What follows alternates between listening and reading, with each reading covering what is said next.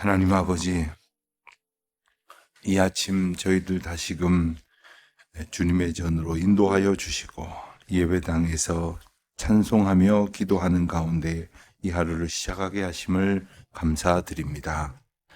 날마다의 삶을 이처럼 주님의 은혜 가운데에 찬송하며 기도하는 가운데에 시작할 수 있도록 인도하여 주심을 감사하오며, 이후로도 그러한 주님 앞에서의 삶이 늘 온전히 시작되며 온전히 마무리되어지는 복된 날을 살게 하여 주시기를 기도드립니다.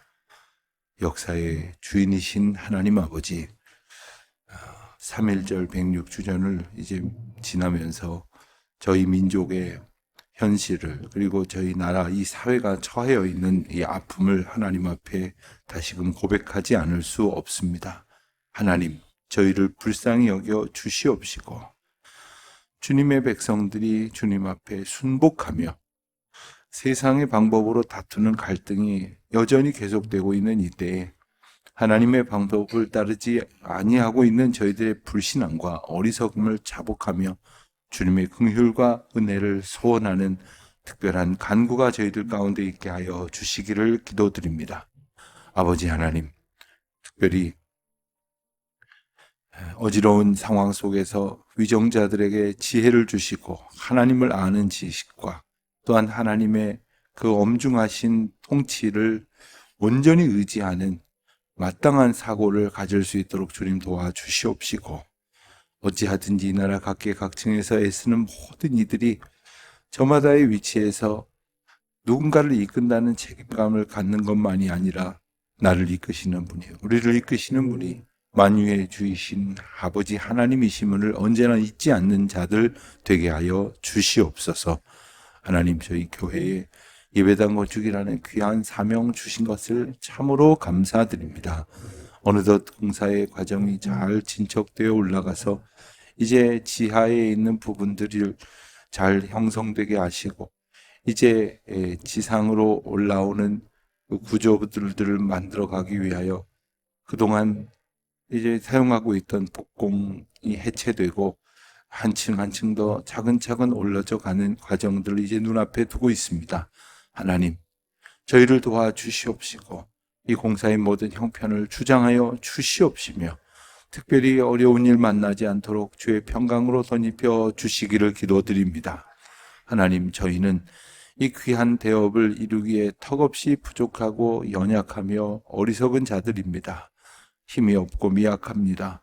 주님, 저희들을 도와주셔서 잘 감당할 수 있도록 은혜를 더하여 주시옵시고 저희가 감당하는 것이 아니라 오직 주께서 행하시는 역사임을 저희들 깨닫고 고백할 때에 주님의 뜻을 주님의 방법으로 주님의 놀라우신 은총의 시각으로 이루어 주시기를 간절히 기도드립니다. 아버지 하나님, 예배당 건축을 위하여 기도하면서 특별히 더욱 수고하는 이들이 있음을 주님 아십니다. 하나님, 저들 눈동자와 같이 지켜보아여 주시옵시고 저들에게 한없는 하나님의 평강을 더하여 주시옵소서. 주님, 오늘도 하나님의 은혜 가운데에 흩어져 애쓰고 수고하는 모든 성도들 주님의 장중에 붙들어 주시옵시고 늘 언제나 주의 사랑으로 오고 가는 가운데 하나님의 은혜와 그리고 주님을 알아가는 지식으로 충만케 하여 주시옵소서. 아버지 하나님, 하나님의 은총으로 인하여 이 나라가 복으롭게 하시고 또 모든 성도들과 모든 자녀들이 하나님의 영광을 보게 하여 주시옵소서. 주님, 특별히 해외에 있는 여러 교우들, 지방에 있는 교우들, 군문에 나가 있는 자녀들과 유학 중에 있는 젊은이들, 주님의 장중에 저들을 올려드려오니 들려오는 소식이 늘 평안하고 복될 수 있도록 인도하여 주시옵소서. 여행 중에 있는 교우들, 출타 중에 있는 교우들이 있습니다. 하나님, 그 걸음걸음 가운데에서도 주와 동행하는 기쁨으로 충만케 하옵소서. 감사하며 예수님의 이름으로 기도드립니다. 아멘. 요한복음 오늘은 18장을 보겠습니다. 요한복음 18장 1절부터 14절까지 말씀 우리 함께 봉독하겠습니다. 요한복음 18장 1절부터 14절입니다. 예수께서 이 말씀을 하시고 제자들과 함께 기도를 시내 건너편으로 나가시니 그곳에 동산이 있는데 제자들과 함께 들어가시니라. 그곳은 가끔 예수께서 제자들과 모이시는 곳이므로 예수를 파는 유다도 그곳을 알더라. 유다가 군대와 대제사장들과 바리새인들에게 얻은 아랫사람들을 데리고 등과 횃불과 무기를 가지고 그리로 오는지라. 예수께서 그 당할 일을 다 아시고 나아가 이르시되 너희가 누구를 찾느냐. 대답하되 나사렛 예수라 하거늘 이르시되 내가 그니라 하시니라. 그를 파는 유다도 그들과 함께 섰더라.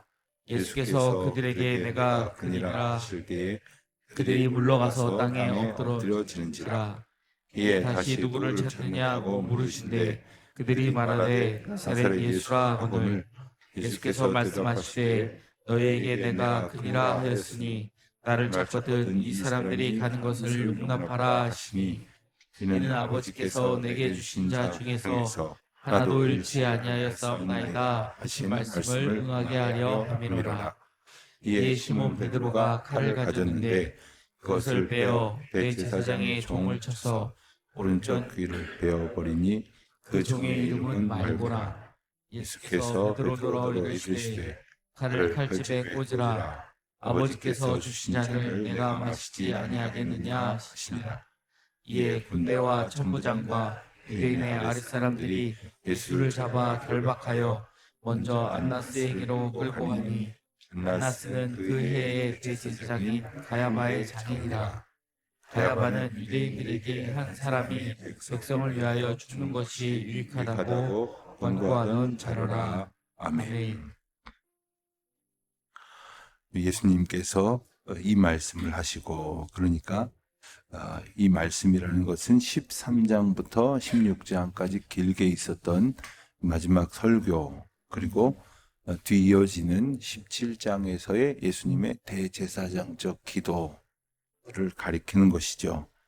그 설교와 그리고 하나님께 드리는 기도를 마치시며 제자들과 함께 동산으로 가셨다고 했습니다. 동산으로 가는 길에 기드론 시내가 있었다. 1절에서 이렇게 그 위치와 정황을 설명을 합니다. 기드론 시내는 예루살렘을 기준으로 봤을 때 동쪽에 있던 개울이었습니다.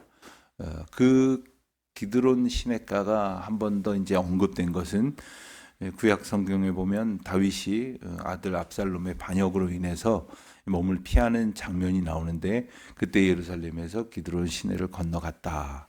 이때에 표현된 곳이기도 합니다. 예수님께서 기드론 시내 건너편에 있는 동산으로 가시던 까닭은 평소에 그곳에서 기도하시고 그리고 조용히 묵상하는 시간을 가져 오셨기 때문이었습니다. 그래서 이제 2절에 보는 대로 제자들과 함께 가신 때가 덜어 있었기 때문에 예수를 팔려고 하던 유다도 그곳을 알고 있었고 유다가 그 정황을 파악하고서는 이제 예수님을 잡으려는 사람들을 이제 그리 보내게 됐다. 이런 장면의 설명이 나옵니다. 그런데 조금 유심히 보게 될 것은 이제 3절에 보면 유다가 군대와 대제사장들과 바리새인들에게서 얻은 아랫사람들, 그러니까 병력이죠. 군대도 가고 아랫사람들 수하에 있었던 뭐 신하, 하인 이런 사람들을 데리고 또 무기를 소지하고 그리로 가고 있었습니다. 예수님 한 사람을 잡으려고 하는데 제자들이 뭐 좀 저항하는데 힘을 보탤 거라고 예상을 할 수 있을지 몰라도 이 정도 많은 군대와 또 병력들을 무기와 함께 보낸 것은 그 예수님의 아마 능력을 염두에 두었을 것이라 이렇게 볼 수 있겠습니다. 예수님께서 대단한 능력을 얼마든지 펼치실 수 있는 분이시기 때문에 자 그렇다면 예수님이 그와 같은 놀라운 능력을 가지고 계신 하나님이시며 하나님의 아들이시라는 사실을 알고도 덤벼들었다는 게 됩니다. 이것이 하나님을 의지하지 않는 자들이 갖는 무지몽매함이고 사탄에 이제 붙들렸을 때에 보이는 참남한 행동인 것이죠. 우리가 때로는 저 사람 제정신으로는 저럴 수 없어 이런 이야기 할 때가 있습니다. 그리고 나서 한참 지나 보니까 내가 왜 그랬는지 몰라 또 이런 소리 하는 사람도 있습니다. 이게 사실 영적인 문제입니다. 실상은 이 말이 표현하는 바가 맞습니다. 우리가 온전한 정신으로 하지 못할 짓을 예수님 의지하고 살아간다면 하지 않을 일을 정신없이 살다가 헛된 생각에 붙들리고 사탄 마귀의 종로로 타다 보면 저지르는 것이 영적인 현실이라는 것입니다. 이것이 바로 가룟 유다의 모습을 통해서 우리에게 비춰지는 거죠. 근데 오늘 본문을 보면 그런 가룟 유다와 유다가 이끄는 사람들의 모습과 대조적으로 보여지는 예수님의 행동을 우리가 특별히 보게 됩니다. 4절을 보면 예수께서 그 당할 일을 다 아시고 나아갔다 말씀을 하십니다. 예수님께서는 이런 그 엄혹한 고난이 닥쳐올 것을 모르고 가셨다가 그 어려움을 겪으신 게 아니라는 말이에요. 그 되어질 일들, 당할 일들을 다 아셨음에도 불구하고 피하지 아니하셨다.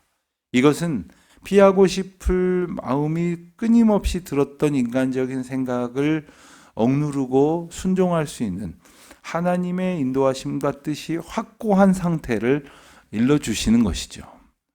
예수님께서 피하지 아니하시고 나아간 길은 다름 아닌 하나님의 인도하시는 길이었습니다.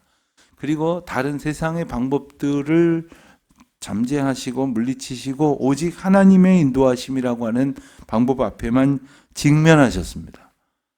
우리가 때로는 대강 예상을 할 때가 있습니다. 이러면 힘들어지고 이러면 좀 어려워지겠으나 이 길이 하나님의 인도하심 가운데 내가 가야 할 길이라는 것을 압니다마는 그 육신적인 생각으로 계산하다 보면 결국 그리 안 가고 나를 만족시키고 나 편안하게 여겨지는 곳으로 가고자 할 때가 있습니다.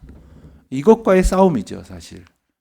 예컨대 하나님 앞에 시간을 드리고 물질을 드리고 나의 가장 중요한 모든 가치를 드리면서 살아가는 것이 내게 주신 사명 앞에 응답하는 것이라고 알면서도 그렇게 되면 당장 내가 가지고 있는 시간이며 물질이며 모든 에너지가 이제 마이너스 된다고 없어진다고 생각을 하기 때문에 우리는 하나님을 위한다고 말을 하면서도 정작 하나님을 위하며 살아가지 못하고 있는 것이죠.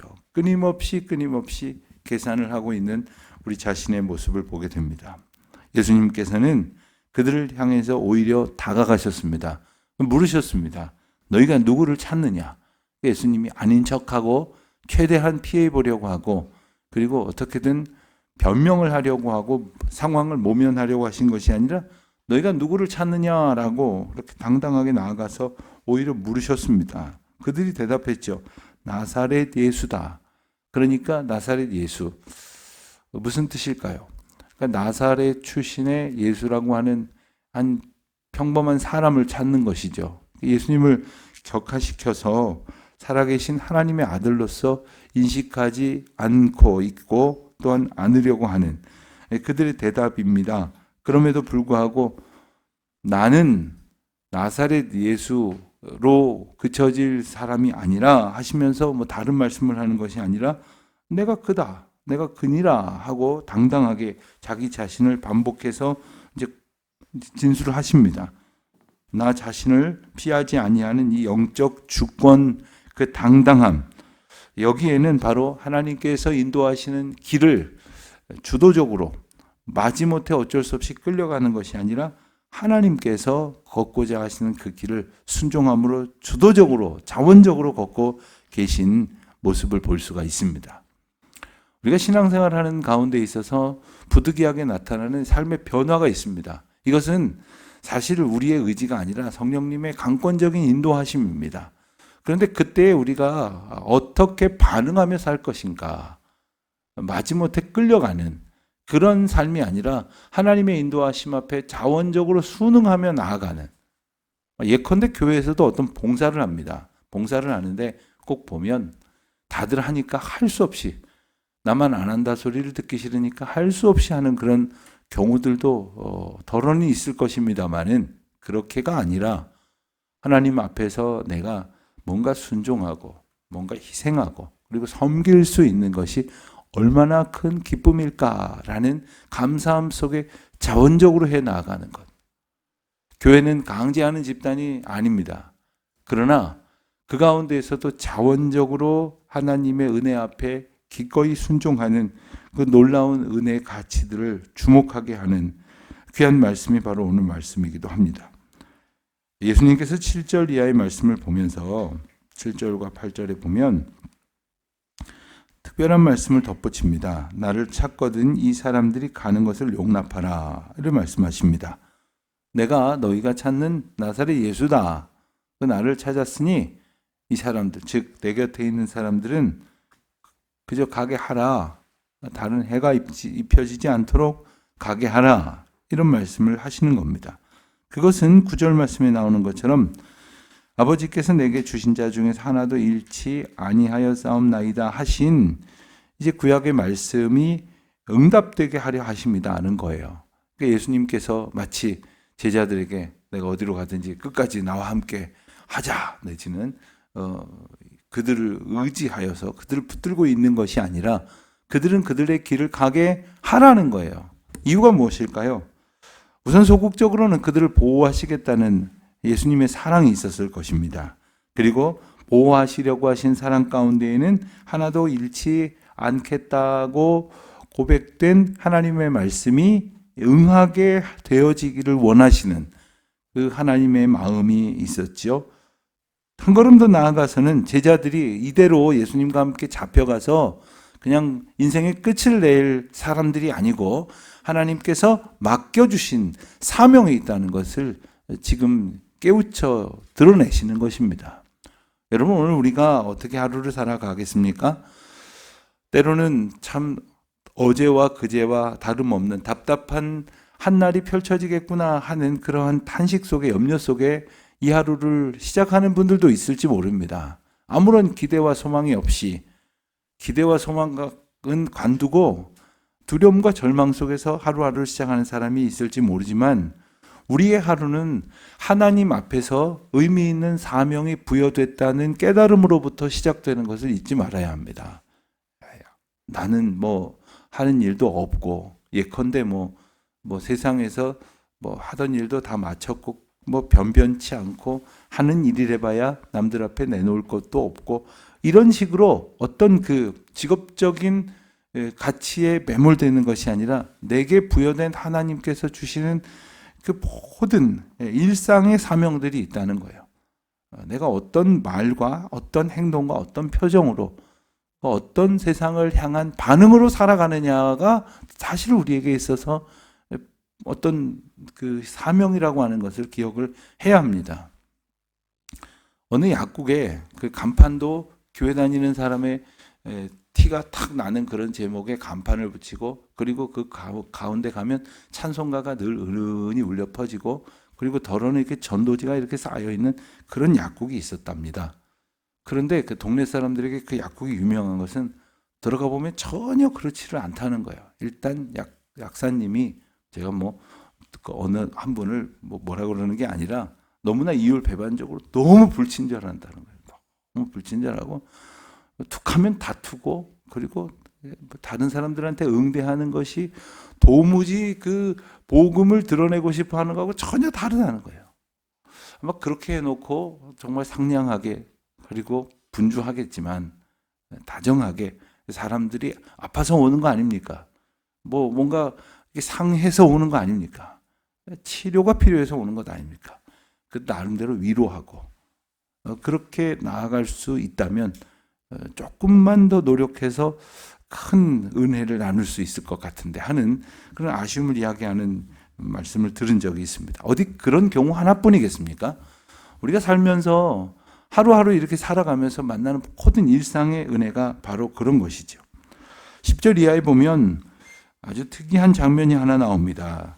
이때에 시몬 베드로가 칼을 가졌는데 그것을 빼어서 제사장의 종을 쳐서 오른쪽 귀를 베어버렸다 했습니다. 그러면서 그 종의 이름이 말고라는 사람이라고 자세하게 설명이 되어집니다. 이 기사는 다른 공관복음서에서도 나옵니다. 어떤 공관복음서에는 그래서 귀가 떨어져 나간 말고의 귀를 예수님께서 치유해 주셨다. 이런 기사가 덧붙여 있습니다. 그러나 오늘 본문에는 그 부분을 주목하시지 않습니다. 오늘 본문에서 우리에게 주목하게 하는 것은 예수님의 어떤 그 특별한 이적성이 아니라 예수님이 취하신 방법, 그리고 그에 앞서 보여진 베드로의 방법입니다. 아마 베드로가 칼을 본디 소지하고 있었는지, 아니면 칼을 가지고 온 사람들의 것을 하나 빼앗아서 귀를 쳤는지는 분명하지 않습니다만은, 베드로가 취한 방법은 칼을 가지고 사용하는 방법이었습니다. 그러니까 지극히 물리적이고 현세적이고 인간적인 방법이었지만, 예수님께서는 그 칼집에 꽂으라고 하시면서 아버지께서 주신 잔을 내가 마시지 아니하겠느냐 하시면서 하나님의 방법을 예수님의 방법으로 채택을 하십니다. 그러니까 우리가 살다 보면 여러 가지 방법으로 응대할 수가 있겠죠. 세상에서 흔히 하는 방법도 있고, 세상 사람들도 놀랄 만큼 오히려 더 과격한 행동도 있을 것입니다. 그러나 우리가 어찌하든지 언제나 하나님께서 우리에게 인도하시는 그 지금 상황에서의 나의 마땅한 방식은 뭘까? 내가 마땅히 해야 될 말은 뭘까? 그리고 내가 취해야 할 행동은 뭘까? 우리는 예수님께서 당연히 부당한 상황, 억울한 상황을 맞닥뜨리게 되실 것이라는 사실을 이후의 정황을 알기 때문에 다 이해합니다. 예수님도 다 아신다고 하셨어요. 4절에 아까 읽고 지나온 것처럼 그 당할 일을 다 아신다고 했습니다. 그럼에도 불구하고 얼마든지 예수님은 베드로 이상의 방법으로 물리적으로 그 상황을 무찌를 수 있으셨겠지만, 지금 이 상황을 받아들이는 것은 전혀 다르습니다. 제자들이 생각하는 것과 달랐을 뿐 아니라 우리가 일반적으로 생각할 수 있는 방법과 다른 것은 바로 그 가운데 아무리 위기라고 생각이 들고 아무리 긴박한 형편 가운데 놓여있다 하더라도 결국 우리가 붙들어야 할 것은 하나님의 인도하심이라는 사실을 우리가 기억을 해야 합니다. 그래서 평상시와 혹은 어려운 상황 속에서 우리 행동이 달라져서는 안 되는 것은, 우리가 언제나 이 믿음의 길로 하나님의 방식으로 살아가는 것이 훈련되어야만 그것이 나타나는 것입니다. 평상시에는 찬송을 흥얼거리고, 그리고 늘 말씀이 툭툭 튀어나오고, 그 사랑과 겸손이 모든 사람들에게 묻어나오는 사람이 가령 조금만 어려운 일을 만났을 때 그런 은혜의 방식을 다 버리고 막 인간적인 성질을 다 드러내면서 그 세상 믿지 아니하는 사람보다 더 완악해진 모습으로 살아간다면, 그것은 정말 한 걸음만큼밖에 안 되는 그런 순종이었을 것입니다. 그러기 위해서 우리가 어떤 상황에서도, 내가 어떤 일을 만나도, 무슨 일을 만나도 오직 예수 의지하겠노라 하였던 찬송의 가사처럼 어떠한 상황 속에서도 변함없는 믿음으로 주님을 의지할 수 있도록 성령 하나님 우리를 지켜주십시오. 그리고 믿음 위에 믿음을 더하여 주십시오. 오직 하나님의 방식으로 살아가기를 이 하루에 또한 훈련하고 주님 앞에 응답함으로써 하나님의 영광이 드러나는 그런 우리 일상이 되게 해달라고 기도하며, 또한 오늘 하루 그렇게 살아가시는 중에 주님의 이름으로 승리하는 저와 여러분 되시기를 주의 이름으로 축원드립니다. 아멘. 내일부터는 사순절이 시작이 됩니다. 여러분들 특별히 사순절 기간이 어떤 의미인지 잘 아실 텐데 기도하시면서 사순절 시작할 수 있기를 바랍니다. 하나님 아버지 감사합니다. 저희에게 베푸신 크고 놀라우신 은혜와 사랑을 늘 기억하며, 저희의 방식, 또 세상에서 우리가 습득한 그러한 방법이 아니라 오직 우리를 인도하시는 하나님의 방법에 의지하여 말하고 행동하고 살아가는 저희들 되게 하여 주시옵소서. 성령님 저희를 긍휼히 여기사 붙들어 주시고 주의 장중에 지키시옵소서. 예수님의 이름으로 기도드립니다. 아멘.